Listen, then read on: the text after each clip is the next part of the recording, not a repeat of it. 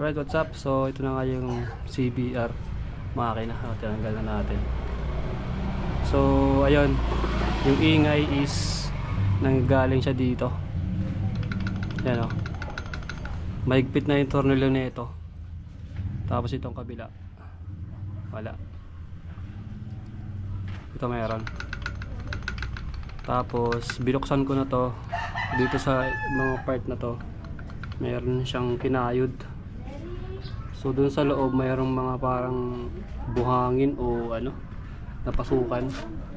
So ayun, mukhang itong part na ito yung papalitan natin.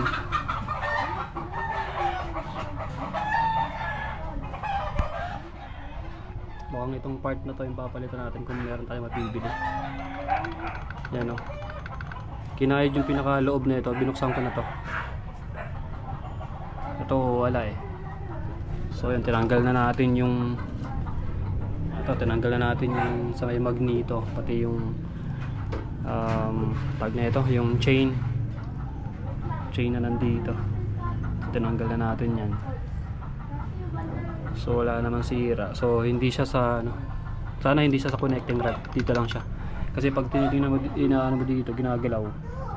Pag naka-disengage yung itong pinaka ano niya, para sa tawag na ito, bulb.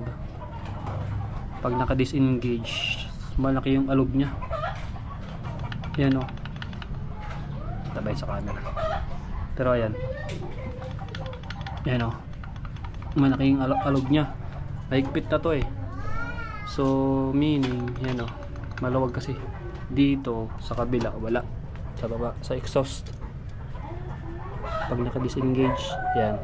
Disengage natin. Yan o, wala. So may alog naman ng ganun konti, pero hindi siya ganun kalaki. Hindi siya katulad dito. Sobrang laki. Yan o. Tsaka nakagalaw talaga yung ano, nakagalaw talaga yung tornilyo. Ay yung ano, itong part na to. Ayan o, itong part na to, nakagalaw talaga dito. Ayan o, dito.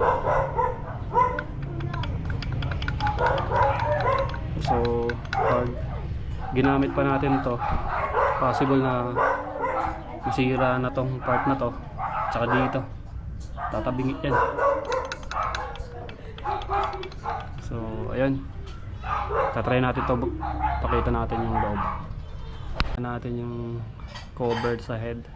Ito, so itong part dito nandito yan. Ito yung exhaust, tapos ito yung sa intake na part. So dito sa part na yan o, meron siyang mga kinayod na. Ayan o, kita ba yan sa camera? Yan, meron siyang kinayod na part. Tsaka dito kanina linisan ko nito eh, dito part. Ayan o, may mga kayod na. So itong part nga to eh, may mga lumalabas na bakal dun sa pinakadulo nya, sa pinakagilid. So ayun, so ito yung papalitan natin kung mayroon tayong makukuha na parts na ganito. Pero siguro mayroon naman yan. Yung sa kabilang part mukhang okay naman. Yan, sa dito lang talaga na part dito may kayod na, kinayod siya. Check natin yung kabila. Yung kabila, yung dito na part, nandyan sa may chain na part, medyo okay pa naman yung kabila. Pero mayroon na rin kayod. So pero hindi naman siya ganun kalaki. Ayan. So ito yung papalitan natin. Itong part na to, ito yung papalitan natin. Yes. Tapos check natin yung sa mismong roller. Ayan. So ito yung ganyang, mukhang dito okay pa naman, pati sa kabila. Ito yung kanyang intake na patawag dito. Hindi ko alam kung tawag dito. Basta yung kinakabitan ng chain. So yun. So yan, meron siyang mga kayod. So kinahid na talaga siya. Pero mukhang goods pa naman to.